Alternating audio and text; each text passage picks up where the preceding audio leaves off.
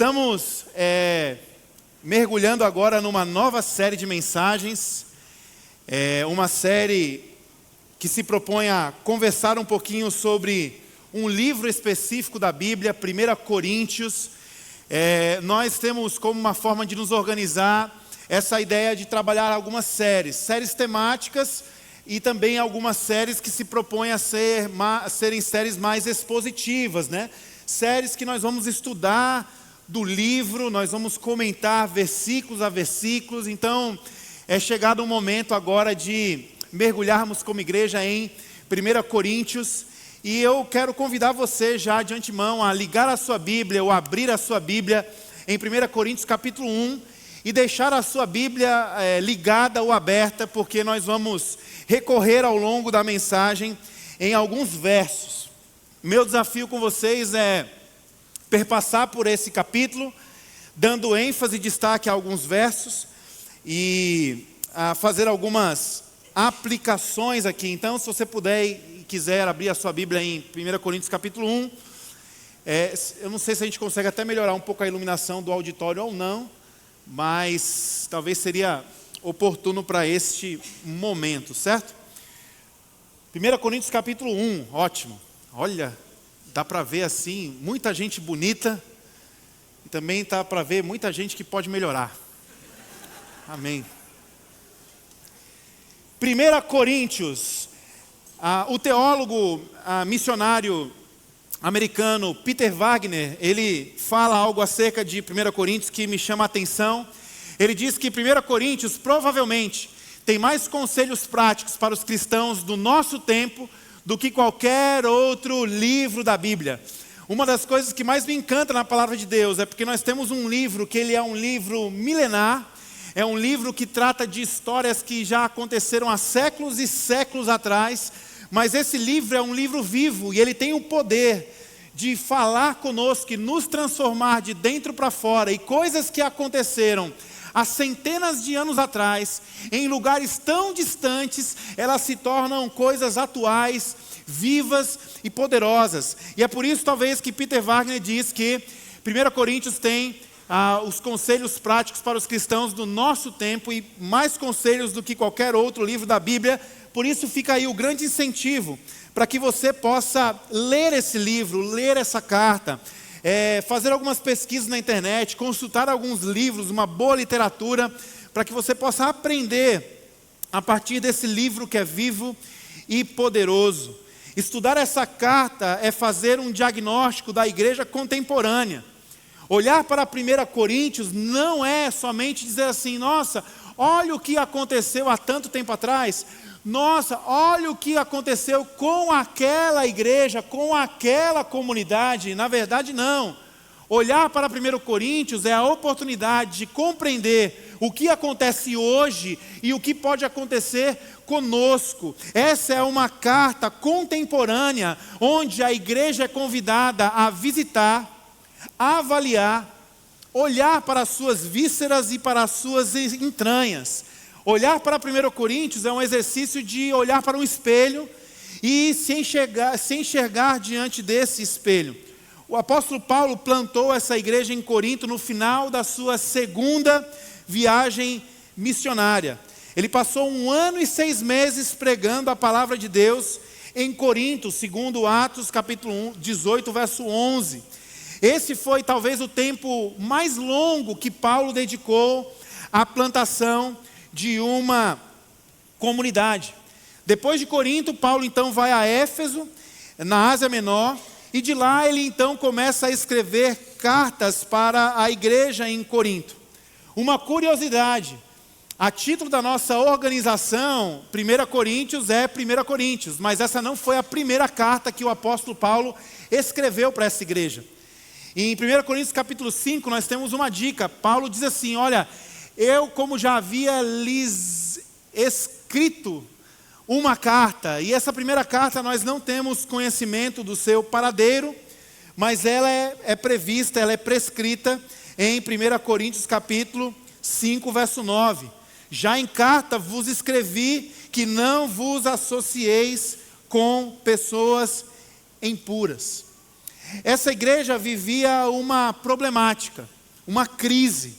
E essa crise chegou ao conhecimento de Paulo em Éfeso, por intermédio de uma X9, de uma irmã chamada Chloe, que ao visitar o apóstolo Paulo, traz para Paulo então a informação de que essa igreja estava vivendo em total desacordo com o que ele havia ensinado, porque ele era uma igreja marcada por divisões, contendas, influenciada por esse ambiente altamente comercial de Corinto, altamente filosófico, altamente subjetivo e altamente imoral. Paulo então escreve esta carta como alguém que está tentando trazer uma resposta e uma solução de Deus para uma igreja que está em crise. E existem algumas razões interessantes que levaram Paulo a plantar esta comunidade em Corinto. E se Corinto era um lugar tão complicado, por que Paulo então planta esta comunidade em Corinto? A primeira razão geográfica. Em Corinto ficava um dos mais importantes portos daquela época, o porto de Cencreia. Corinto está localizado numa região que é dividida por dois mares, o mar Egeu e o mar Jônico.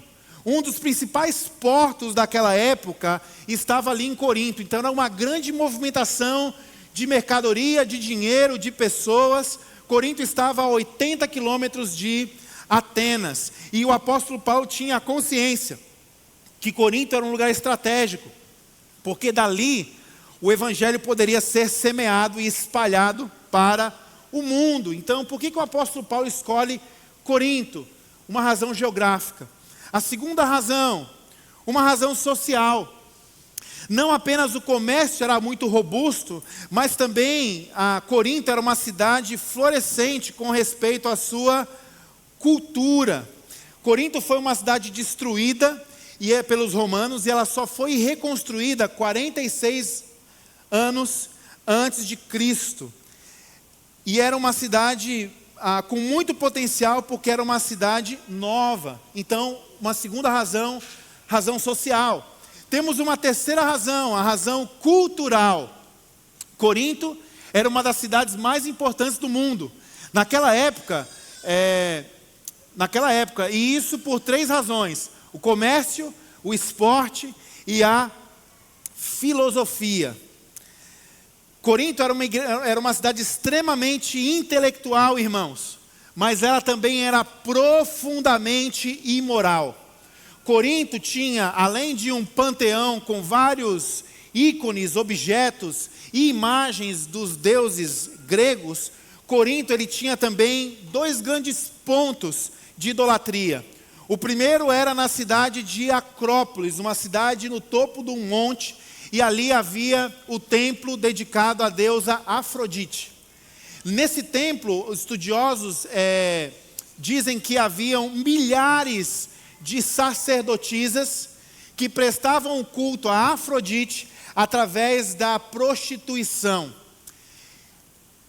Estamos falando de uma cidade portuária. Eu não sei se você já teve a chance de andar em alguns lugares de porto, mas geralmente esses lugares são lugares também onde esse tipo de comércio, prostituição acontece. O costume daquela época é que pela manhã aquelas mulheres prestavam o seu culto no templo de Afrodite, e elas desciam de Acrópolis para Corinto a fim de vender o seu corpo durante o restante do dia, promovendo então um ambiente de tamanha profanação e imoralidade. Além de Afrodite sendo adorada em Acrópolis, com uma espiritualidade completamente relacionada à prostituição, nós tínhamos também em Corinto o culto ao deus Apolo. E o deus Apolo, ele evidenciava, ele ressaltava a beleza masculina. Corinto então se tornou o grande antro de influência a um homem cobiçar um outro homem, ao homossexualismo. Ao escrever Romanos capítulo 1, especialmente, mas a carta de Romanos, o apóstolo Paulo estava em Corinto. Então, quando ele dá aquele compêndio para nós, dizendo que o coração do homem foi obscurecido, o homem começou a desejar o seu semelhante, eles deixaram a glória de Deus. Quando o apóstolo Paulo tece aquele cenário, nós podemos sim usar como ilustração um apóstolo com a janela da sua casa aberta em Corinto, olhando para aquela cidade e escrevendo Romanos a partir de uma descrição do que acontecia em Corinto. Então, a última razão porque o apóstolo Paulo planta uma comunidade em Corinto é uma razão espiritual. Corinto era uma cidade com muitos deuses e muitos ídolos. Até hoje, quando se visita Corinto, pode-se visualizar enormes estátuas e monumentos que foram dedicados aos deuses. Olhar para Corinto é enxergar uma igreja problemática, assim como nós somos. Fortaleza precisa da igreja de Jesus. Brasil precisa da igreja de Jesus. Por quê? Por questões geográficas, por questões sociais, por questões culturais, por questões espirituais. Nós somos carentes da glória de Deus. E eu queria então ler com vocês 1 Coríntios capítulo 1. A produção não tem o texto todo, por isso que eu pedi que você pudesse abrir a sua Bíblia. Então você vai conseguir acompanhar uma parte no telão, mas o restante não estará lá. A Bíblia diz assim, 1 Coríntios capítulo 1, verso 1. Paulo, chamado para ser apóstolo de Cristo Jesus pela vontade de Deus, e o irmão Sóstenes, a igreja de Deus que está em Corinto, aos santificados em Cristo Jesus e chamados para serem santos, juntamente com todos os que em toda parte invocam o nome do nosso Senhor Jesus, Senhor deles e nosso. A vocês, graça e paz da parte de Deus, nosso Pai e do nosso Senhor Jesus Cristo. Sempre dou graças a meu Deus por vocês, por causa da graça que lhes foi dada por Ele em Cristo Jesus. Pois nele vocês foram enriquecidos em tudo, isto é, em toda palavra, em todo conhecimento, porque o testemunho de Cristo foi confirmado entre vocês, de modo que não lhes falta nenhum dom espiritual, enquanto vocês esperam que o nosso Senhor Jesus Cristo seja revelado. Ele os manterá firmes até o fim, de modo que vocês serão irrepreensíveis no dia de nosso Senhor Jesus Cristo. Fiel é Deus, o qual os chamou para a comunhão com o seu Filho Jesus Cristo, nosso Senhor. Irmãos, em nome do nosso Senhor Jesus Cristo, suplico a todos vocês que concordem uns com os outros no que falam, para que não haja divisão entre vocês. Antes, que todos estejam unidos num só pensamento, num só parecer. Meus irmãos, fui informado por alguns da casa de Cloe de que há divisões entre vocês. Com isso quero dizer que alguns de vocês afirmam, eu sou de Paulo, ou eu sou de Apolo, ou eu sou de Pedro, ou ainda eu sou de Cristo. Acaso Cristo está dividido? Foi Paulo crucificado em favor de vocês? Foram vocês batizados em nome de Paulo? Dou graças a Deus por não ter batizado nenhum de vocês, exceto Crispo e Gaio. De modo que ninguém pode dizer que foi batizado em meu nome. Batizei também os da casa de Estéfanas. Além destes, não me lembro se batizei alguém mais. Pois Cristo não me enviou para batizar, mas para pregar o Evangelho. Não, porém, com palavras de sabedoria humana, para que a cruz de Cristo não seja esvaziada. Pois a mensagem da cruz é loucura para os que estão perecendo, mas para nós que estamos sendo salvos é o poder de Deus. Pois está escrito, destruirei a sabedoria dos sábios e rejeitarei a inteligência dos inteligentes. Onde está o sábio? Onde está o erudito? Onde está o questionador desta era? Acaso não tornou Deus louca a sabedoria deste mundo? Visto que na sabedoria de Deus, o mundo não o conheceu por meio da sabedoria humana, agradou a Deus salvar aqueles que creem por meio da loucura da pregação. Os judeus pedem sinais miraculosos e os gregos procuram sabedoria. Nós, porém, pregamos a Cristo crucificado, o qual de fato é escândalo para os judeus e loucura para os gentios. Mas para os que foram chamados, tanto judeus como gentios, Cristo é o poder de Deus e a sabedoria de Deus, porque a loucura de Deus é mais sábia do que a sabedoria humana, e a fraqueza de Deus é mais forte do que a força do homem. Irmãos, pensem no que vocês eram quando foram chamados. Poucos eram sábios segundo os padrões humanos, poucos eram poderosos, poucos eram de nobre nascimento. Mas Deus escolheu o que para o mundo é loucura, para envergonhar os sábios, e escolheu o que para o mundo é fraqueza, para envergonhar o que é forte. Ele escolheu o que para o mundo é insignificante, desprezado, e o que nada é, para reduzir a nada o que é, a fim de que ninguém se vanglorie diante dele. É, porém, por iniciativa dele que vocês estão em Cristo Jesus, o qual se tornou sabedoria de Deus para nós, isto é, justiça, santidade e redenção, para que, como está escrito, quem se gloriar, glorie-se no Senhor. Vamos orar? Pai, nessa manhã, mais uma vez, nós recorremos ao Teu poder. Nós te pedimos da Tua graça e da ação do Teu Espírito, para que aquilo que nós iremos conversar nesta manhã se torne atual, vivo e eficaz para nos transformar de dentro para fora. Assim como essa palavra foi endereçada a Corinto, que essa palavra seja endereçada aos nossos corações e à nossa igreja. Que o Senhor nos conduza em graça e em sabedoria.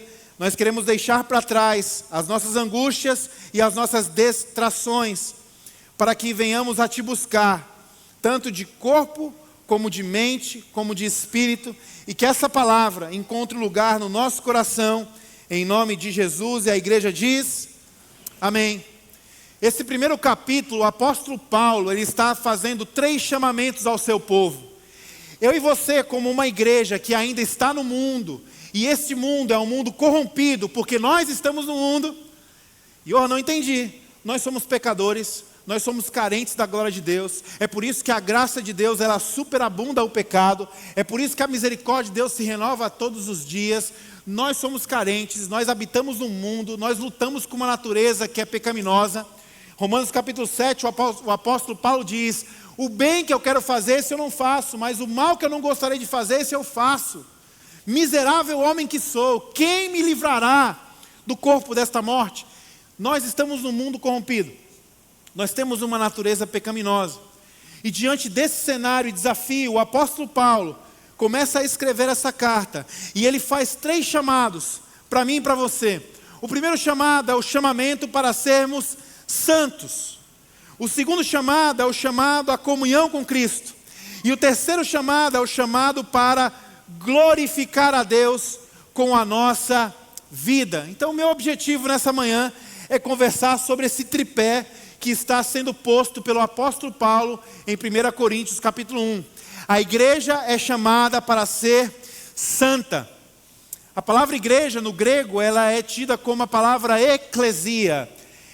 A palavra significa encontro, assembleia, mas ela também é a junção de 2 palavras, eclesia. O que significa isso? Chamados para fora. A igreja, então, ela tem um chamamento, chamada para fora. Em que sentido isso se configura? O primeiro chamamento, chamado para fora, é que nós fomos chamados para não viver mais na ordem deste mundo. Nós fomos chamados para andar na contramão do mundo. Mas se você é um motorista irresponsável, não use esse versículo para andar na contramão, irmão. Contramão aqui, não, fui chamado para andar na contramão do mundo. Você vai levar uma multa, você pode bater o seu carro, você pode causar um problema. Não é assim. Nós somos chamados para andar na contramão da ordem deste mundo. É a primeira dimensão da santidade. Separados da ordem do mundo. A segunda dimensão da santidade é que nós fomos tirados do mundo para sermos uma bênção no mundo. Nós fomos separados para que por intermédio da igreja Jesus venha a ser conhecido e a cultura daquele lugar, daquele ambiente, as pessoas que ali vivem, elas sejam transformadas. Então nós somos separados da ordem do mundo, mas nós somos separados para o uso e um propósito sagrado que é glorificar a Deus com a nossa vida. O verso 2 fala sobre isso. A igreja está sendo separada para Deus. A igreja ela é santa. E curiosamente, você lendo o verso 2, você percebe que a igreja ela tem 2 endereços. Olha que interessante. A igreja de Deus que está em Corinto, aos santificados em Cristo Jesus. Quando o apóstolo Paulo fala sobre santidade, ele fala de uma perspectiva posicional e ele fala de uma perspectiva processual. 2 dimensões do que é a santidade. Uma igreja que está em Corinto, mas uma igreja que está em Cristo. 2 endereços. E aí, o que você quer dizer com isso, Johan? Santificação posicional. Primeiro, entenda. Muitos de nós viemos de uma influência da igreja católica romana. E na igreja católica romana se compreende que o santo, ele precisa passar por um processo de canonização. E santo, ele é aquele que provou com a sua vida, com a sua obra, com a sua dedicação, que ele merece um reconhecimento diferente dos demais. O santo morre e ele é canonizado, aí virou santo. Isso não é uma compreensão alinhada com o que a palavra de Deus nos ensina.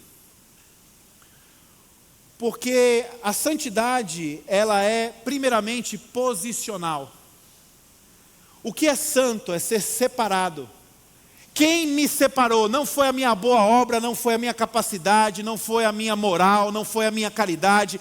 Quem me separou foi Cristo Jesus, quando morreu naquela cruz, para que o mundo, por meio do seu sacrifício, pudesse ser salvo. Então é uma situação, a santidade nos é conferida por uma questão de Deus e não por uma questão do homem. Nós somos santos pelo simples fato de estarmos em Cristo. Quando um cidadão, ele reconhece Jesus Cristo como seu Senhor e Salvador, e ele é adotado na família de Deus, ele se torna separado, ele se torna santo. E essa santidade, ela não é garantida pela capacidade humana, ela é garantida pelo poder de Deus, manifesto na cruz do Calvário, em Cristo Jesus. Então em Cristo, nós somos santos. Santidade posicional. Nós só somos santos porque nós estamos em Cristo. E a santidade processual é essa ideia de que eu e você, uma vez que somos na posição em Cristo, santos, separados, nós devemos viver para cumprir o bom propósito de Deus na nossa vida, e santidade passa a ser agora uma jornada, uma caminhada e um processo. Nós fomos chamados para ser santo, no entendimento de que santidade se conquista todo dia. Santidade é uma decisão diária da vida de um crente que se submete a Jesus. Posicionalmente eu já sou santo em Cristo, mas essa santidade me leva a pisar no chão da vida de forma processual, e cada escolha deve refletir quem eu sou a partir de quem eu sou. Presta atenção nisso.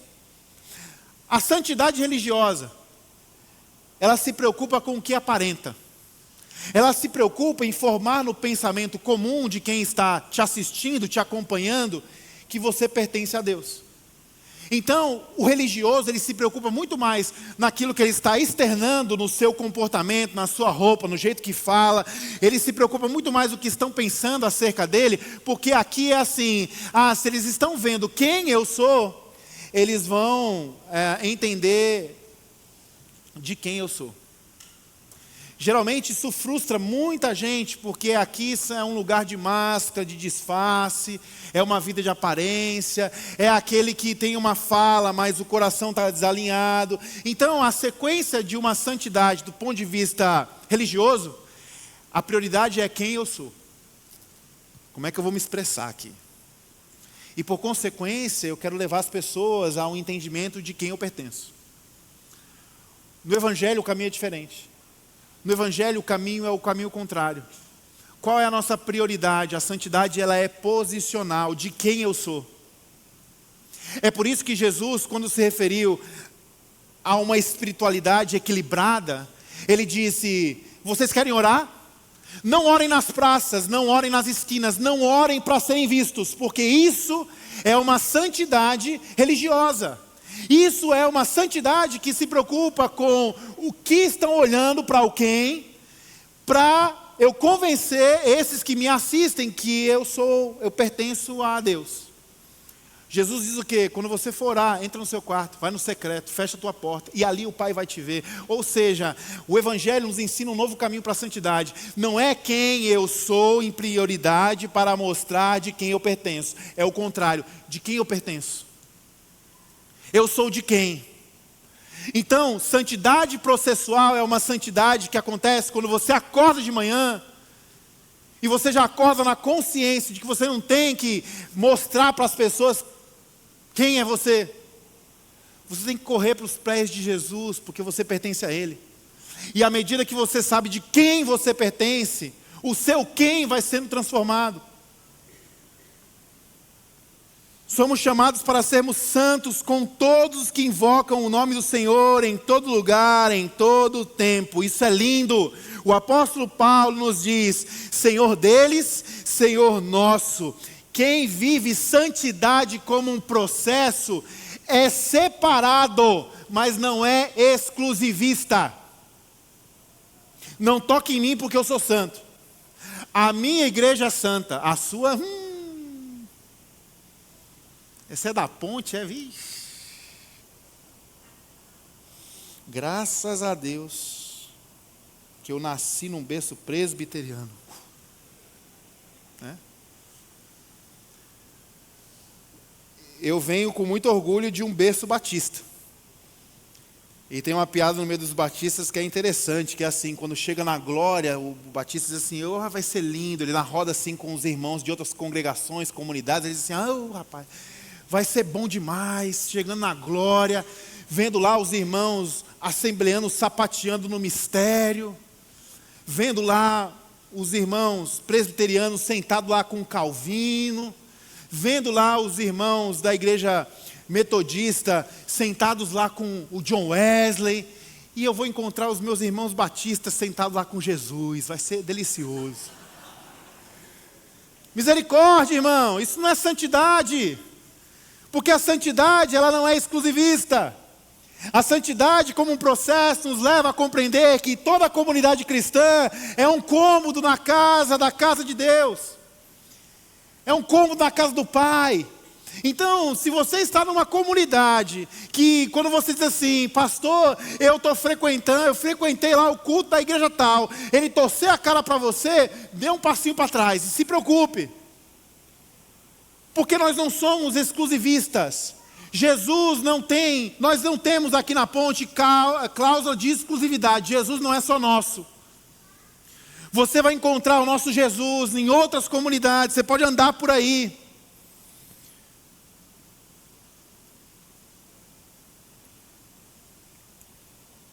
O Senhor deles é o Senhor nosso. Nós temos a liberdade de andar no meio das comunidades e experimentarmos dessa mística espiritual, que é ser parte da família. Eu entro em alguma comunidade que eu nunca entrei na vida e eu consigo olhar e dizer: ô meu irmão, bom dia minha irmã, tudo bem, tudo na paz. O que é isso? É o desfrutar dessa santidade que nos coloca nesse lugar de que nós somos santos. Não é eu sou. Não existe uma régua de medir quem é mais e quem é menos. A santidade processual nos leva para esse caminho. Uma outra coisa que orienta esses irmãos a um processo de santidade, que eu quero destacar com vocês, é o que está escrito no verso 7 e verso 8. De modo que não lhes falte nenhum dom espiritual, enquanto vocês esperam que o nosso Senhor Jesus Cristo seja revelado. Ele os manterá firmes até o fim, de modo que vocês serão irrepreensíveis no dia do nosso Senhor Jesus Cristo. Alguém que está vivendo um processo correto de santidade pessoal. Ele não vive como alguém que está garimpando créditos com Deus para ser abençoado. Ele vive na consciência de que o nosso Jesus vai voltar. Ele está separado da ordem desse mundo, porque ele vive em novidade de vida diante de um Deus que é vivo, e esse Deus vai retornar, e ele vive com expectativa. É como uma noiva que se separa para o dia do seu casamento, e a partir daquele grande dia, a sua vida ela muda. O tempo muda, o olhar muda, a conta muda, a prioridade muda. Por quê? Porque existe um grande dia pela frente. A nossa santidade, ela não é uma moeda de troca com Deus para dizer assim: Deus, eu sou tão errado, mas olha, eu acertei hoje, eu acertei na segunda, olha, eu fiz uma coisinha bonita aqui, então me ajuda, me dá um dinheirinho aí talvez. Santidade não é isso. Santidade é viver na expectativa da volta de Jesus. Eu fui separado pelo meu Senhor, eu fui salvo, eu agora sou cheio do Espírito de Deus, eu me separo para ser uma bênção no mundo, porque eu estou vendo a iminente volta do meu Senhor Jesus. Isso é uma santidade de quem tem a perspectiva de quem Deus é e de quem nós somos à luz dessa verdade. A expectativa do retorno do nosso Senhor. É por isso que eu me separo. É por isso que isso é um processo na minha vida. Ponto 2, nós somos chamados para a comunhão com Jesus. O verso 13 nos dá um cenário. Divisões na igreja. E o apóstolo Paulo tem que fazer 3 perguntas.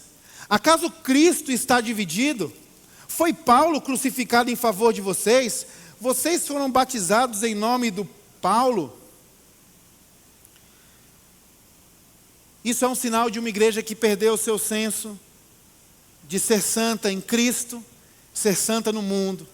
Isso é sinal de uma igreja que perdeu o seu alvo maior, que é o nosso Senhor, que vai voltar. Sabe qual é um sintoma assim gritante de quando isso acontece? É que as nossas reuniões e o nosso culto, ele não é mais um culto a Jesus. Ele é um culto à personalidade. Ele é um culto ao líder. Ele é um culto ao mensageiro.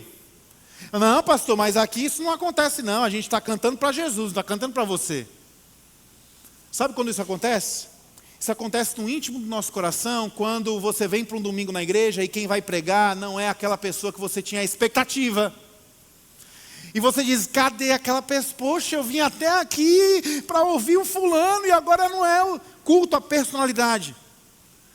Um sinal de que a igreja está sendo adoecida em um padrão mundano. Por quê? Porque em Corinto, essa história desse partidarismo aconteceu a partir da rua entrando na igreja. Você é discípulo de quem? Quem é o seu mestre? Toda aquela igreja estava se rachando por adotar uma cultura partidarista da cidade de Corinto. E o apóstolo Paulo então diz: ei, quem é Paulo, irmãos? Quem é Paulo? Eu não sei quem é esse cara. Quem é esse tal de Apolo? Eu não sei quem é Apolo.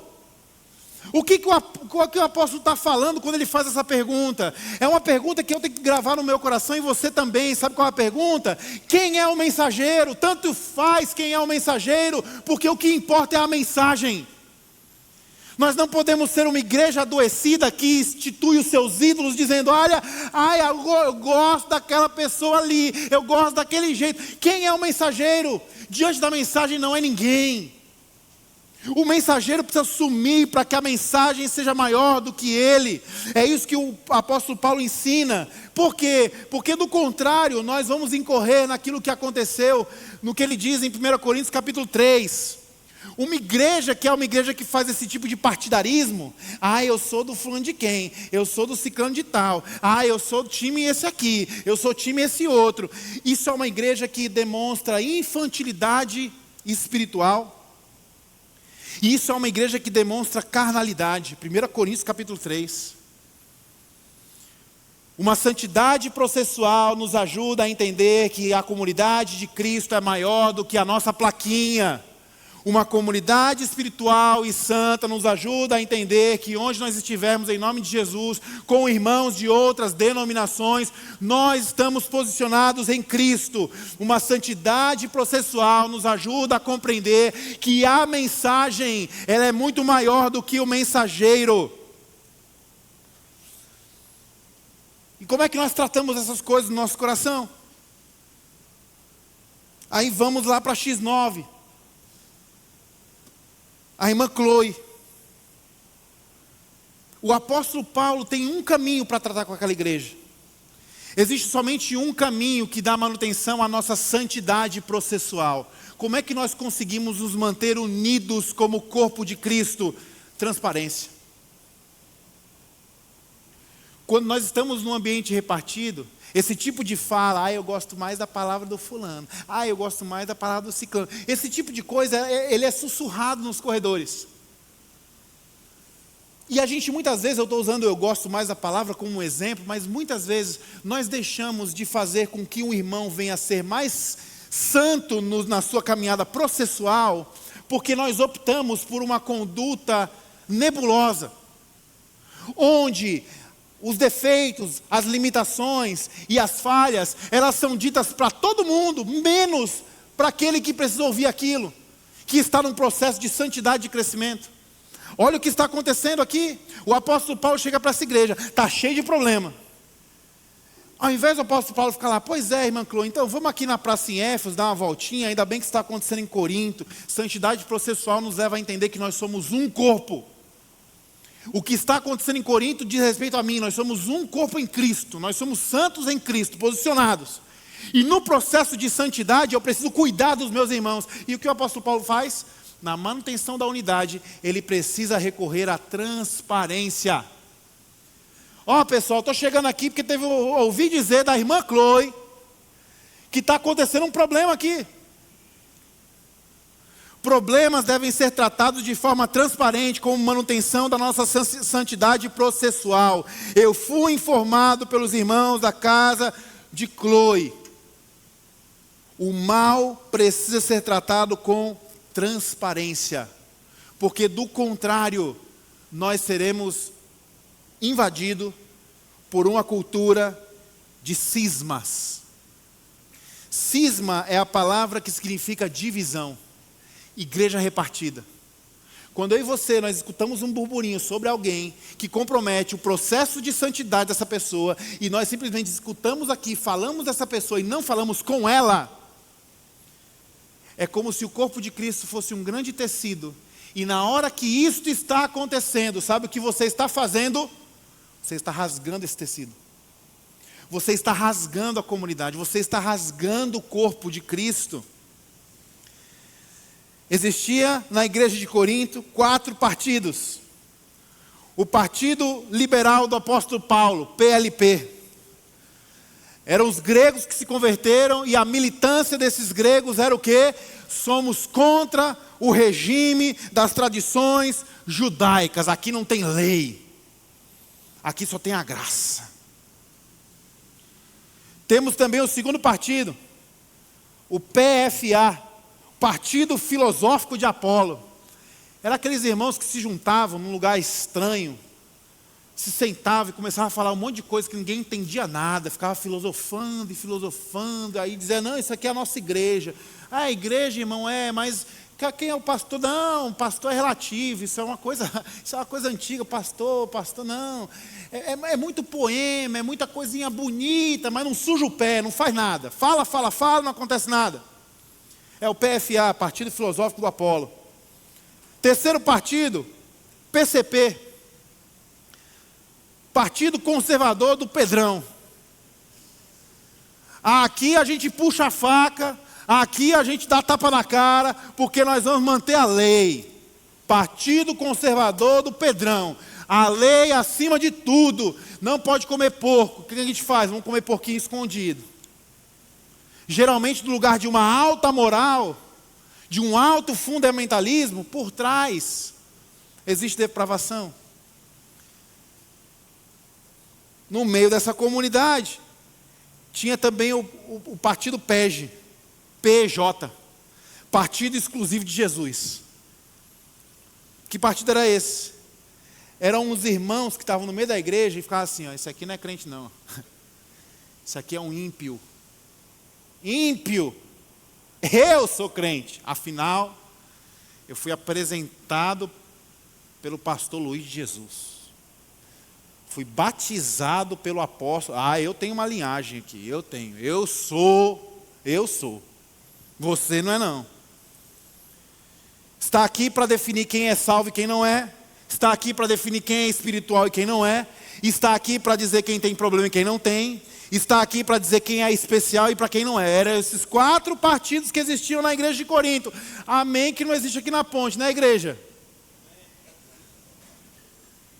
Amém. Não existe aqui a galera que diz assim, pastor, tudo liberado. Não existe aqui. Amém. Não existe essa galera.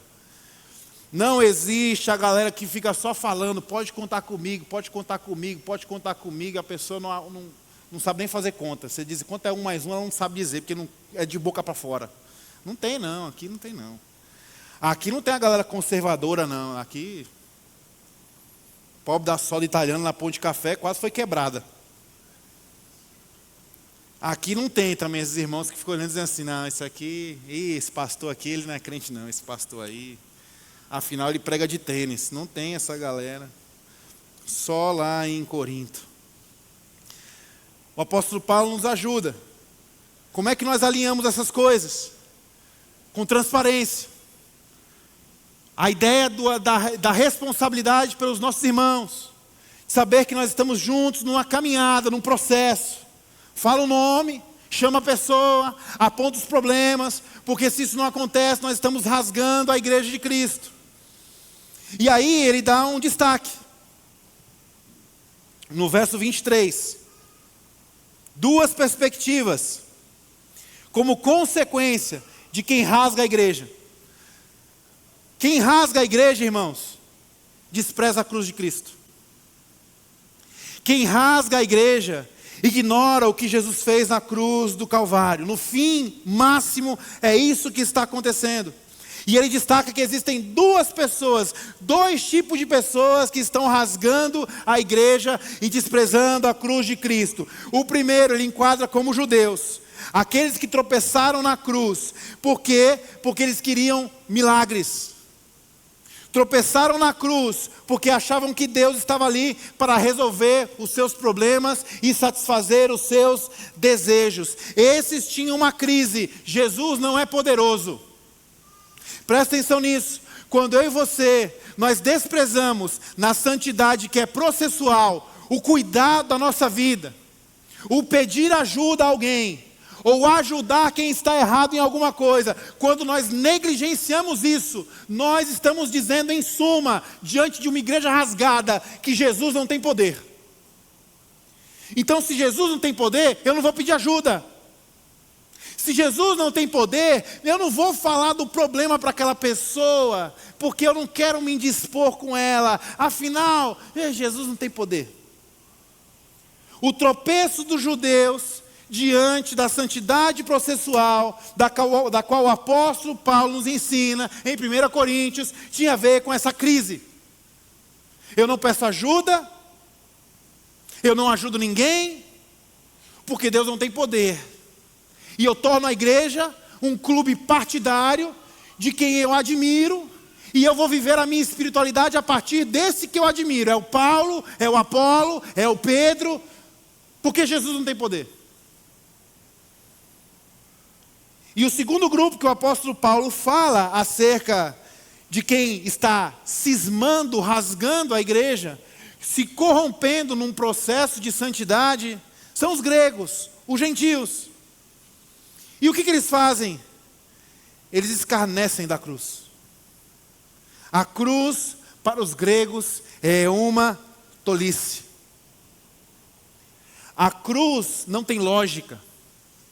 A cruz é um Deus falso, um Deus fraco, um mero humano que morreu. A cruz é isso, para a sabedoria humana. E aí o apóstolo Paulo diz, onde estão os sábios? A sabedoria do homem não leva o homem à salvação. Em Atos 17, o apóstolo Paulo ele faz um negócio que é complicado, irmãos. Ele junta a turma lá no Areópago e diz assim, ei, vocês aí, sabe o tempo dourado da sabedoria dos gregos? Pois esse tempo da maior sabedoria humana, diante de Deus, é comparado ao tempo da maior ignorância.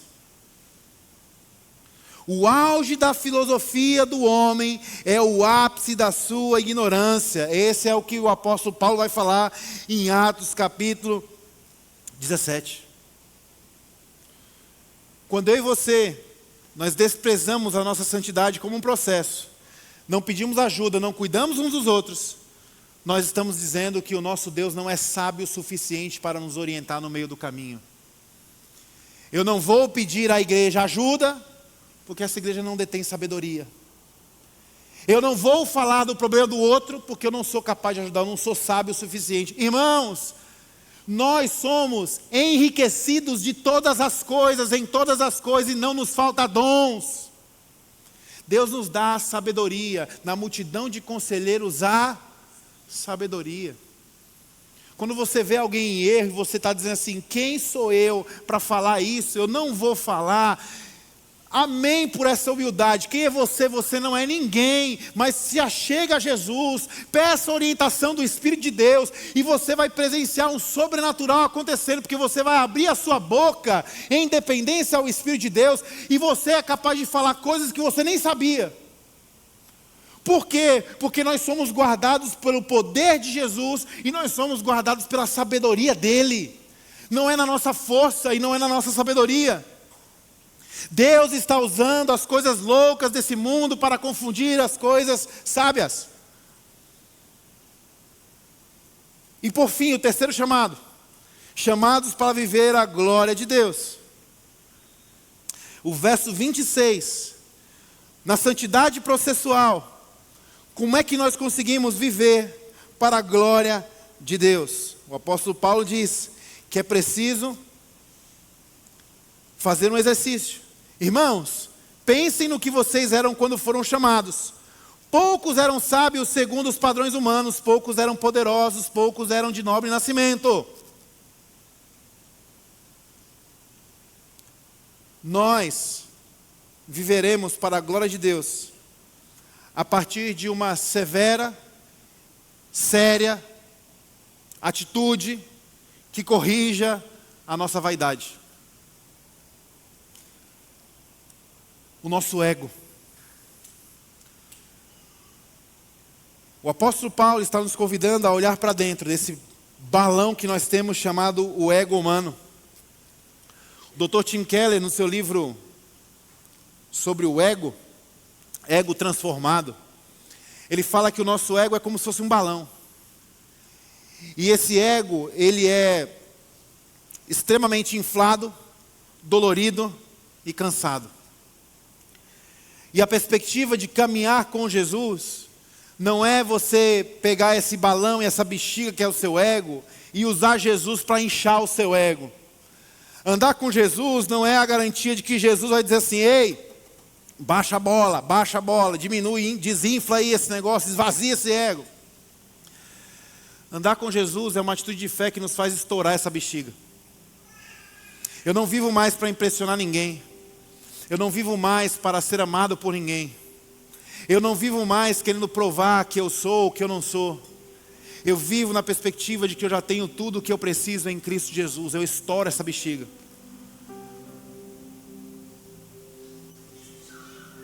Johan, são questões profundas, difíceis e severas. No fim, os problemas que estão ao nosso redor, quando são colocados como cerne em nosso ego, os problemas estão em nós. O que fazer diante disso? Onde essa palavra nos leva? O apóstolo Paulo termina nos versos 30 e 31. Porém, por iniciativa dele, que vocês estão em Cristo Jesus. Johan, essas coisas que você está falando são desafios para a minha vida. Tem coisas que eu não consigo fazer. Bem-vindo, eu também não. Tem algumas coisas que eu olho e digo assim, o apóstolo Paulo devia ter escrito assim, 1 Ponte, capítulo 1. E isso diz respeito a mim, não diz respeito a ninguém, diz respeito a mim.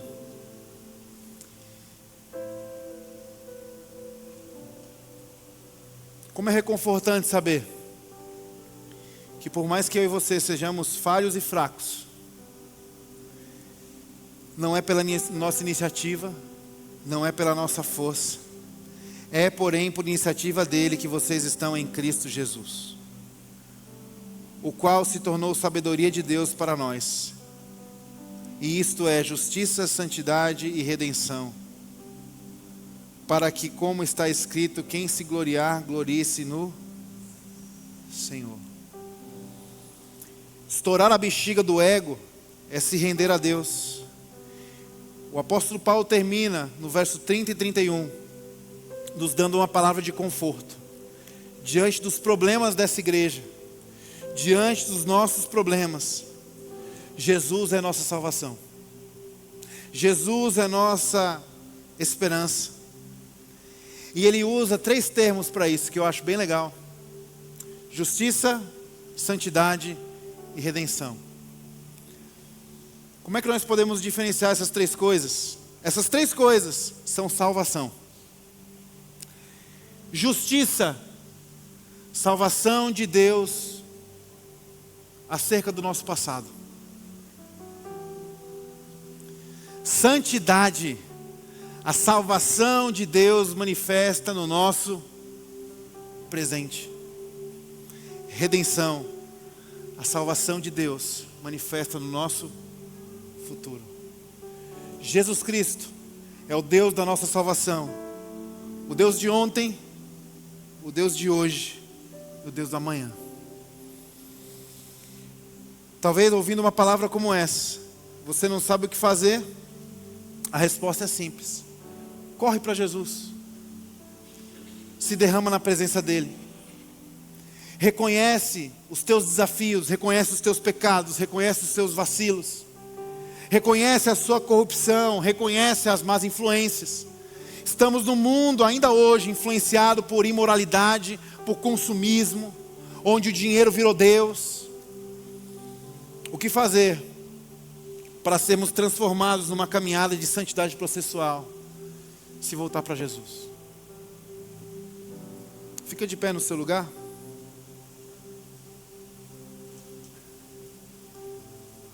Fecha os teus olhos, curva a sua cabeça, se você quiser e puder.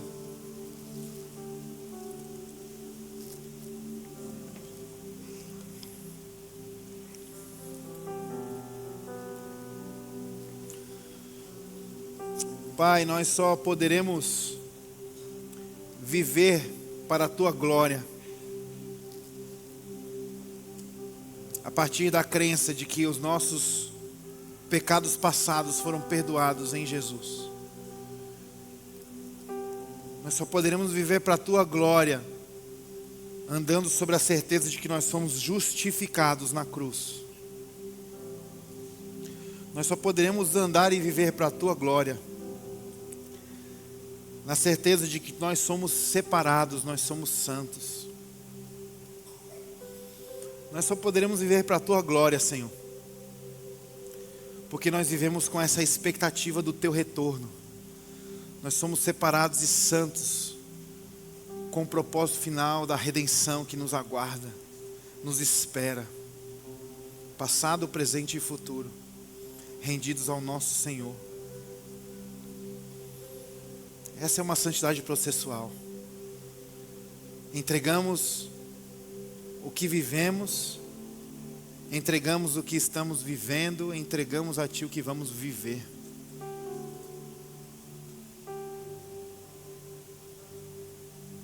Porque de quem somos, define quem somos, e não o contrário.